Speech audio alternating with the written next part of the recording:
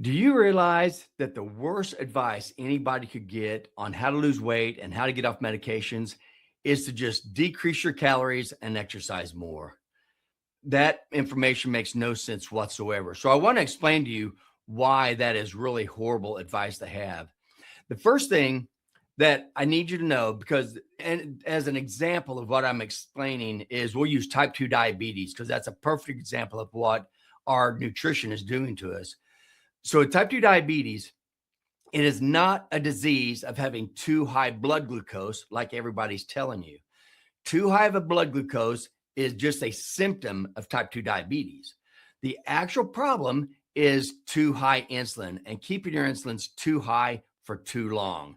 That is the whole key. And so, the whole key to all this is to keep your insulin levels low.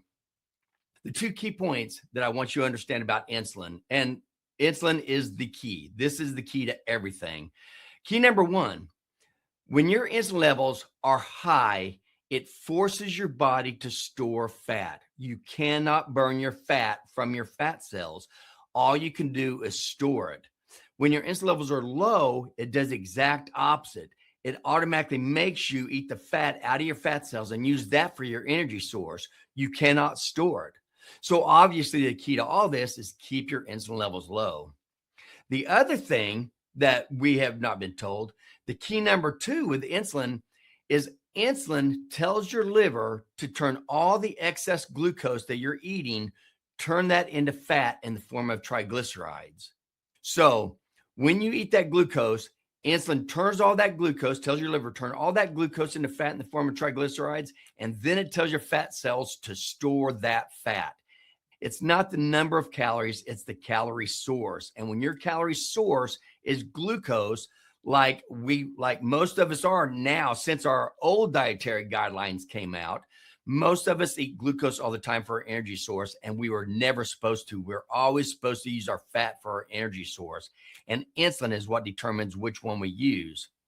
So just so you understand, the steps to getting diabetes is first, you eat glucose. That is key. You eat glucose. That glucose goes in your blood and it makes your blood glucose rise. When that happens, your body secretes insulin to try to get that glucose out of your blood.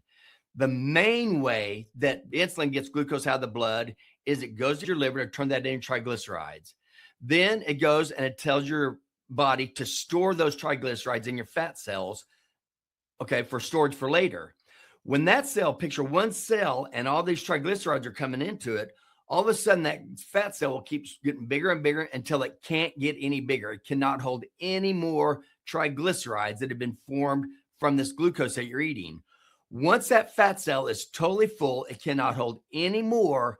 That fat cell is now called insulin resistant. And this is huge because insulin resistance is what is causing type 2 diabetes and really causing everything. The three columns of disease, when you get these three things, you end up damaging every single organ in your body. That's high insulin levels, high glucose levels, and inflammation. And this is how this happens. So now you have this full fat cell, and that fat cell is insulin resistant. But we have fat cells all over our body. So it takes years and decades to finally go and put all this glucose in all your fat cells. Because the way we were supposed to do it is we're supposed to eat the food, put fat in our fat cells, and then don't eat and burn the fat out of our fat cells. And then you eat, you fill them back up, and then you burn it out in the time that you're not eating. That's the way it's supposed to be. That hasn't happened for a long time. Now, all we do is we eat glucose all through the day. We keep our insulin levels up all through the day, and we're stuffing our fat cells all through the day. But we have so many fat cells all over our body that it takes decades to actually fill up every single one of your fat cells. But once they're all full, now you have full-blown insulin resistance and full-blown type 2 diabetes. Prediabetes is all those years that you've been slowly filling up each one of your fat cells. That's prediabetes. So what happens when you're young, when you're healthy, you eat glucose and your glucose levels go up. Your body produces insulin, and that brings your glucose back down, and then your insulin comes back down, and then you just go about your day. Okay, that's a healthy person. Prediabetes is when you keep eating this and you start filling up your fat cells. And so as you fill up your fat cells, your body's kind of running out of places to put all this fat that you're eating from the glucose that you eat. It's running out of places. So all of a sudden it takes more and more insulin to be able to keep your glucose levels down. And this can happen. This could go on 10, 20, 30 years before you ever fill up all of your fat cells. It depends on how much of this glucose you're eating all through your life. So prediabetes was your insulin levels are high and your glucose levels are low. But then after you get all your fat cells filled up, now your glucose levels start rising. Okay. And that's when you start being called a diabetic or having prediabetes. The medical definition of prediabetes is when you have an A1C of 5.7 to 6.4. That is marketing technique. That was a marketing thing to get more people on diabetic medications, because the way diabetic medications work is they either make your pancreas produce more insulin or they make your cells more sensitive to insulin. Therefore, what they're doing is they're having you focus on getting your blood glucose down. And the way they work is by getting your insulin levels up. But the main problem with diabetes is too high insulin in the first place.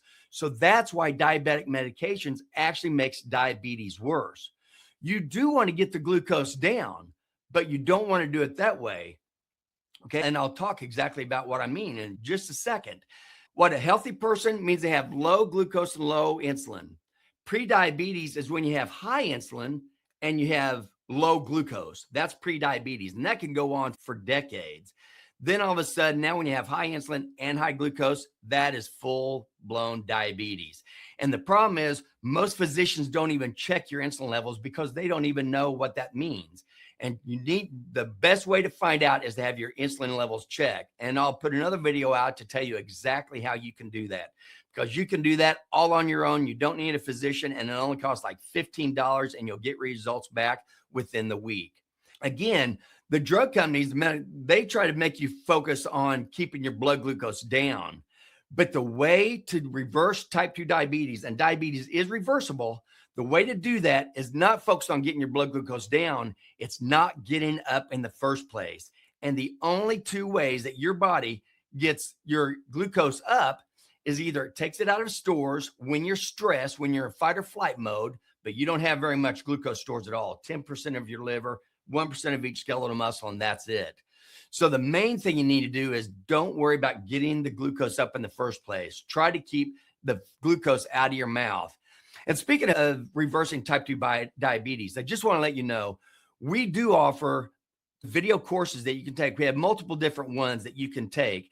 Some of them you do it on your own, and some of them you have one-on-one with us. But we do have a basic essential course. It's only $29, and this can get you started on a new healthy lifestyle. And we have already helped so many of our clients get rid of conditions like type 2 diabetes, high blood pressure, rheumatoid arthritis, IBS, cholesterol issues. We have helped many people do this. It is very doable. So just if you're interested in that, just check out the description down below. But for right now, again, the drug companies, they try to focus you on trying to keep your glucose down. I'm saying don't get it up in the first place. How do you get up in the first place? You eat it.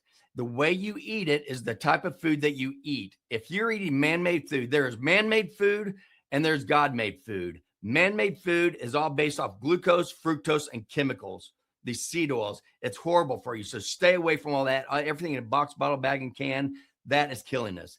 God-made food, there's plants and animals.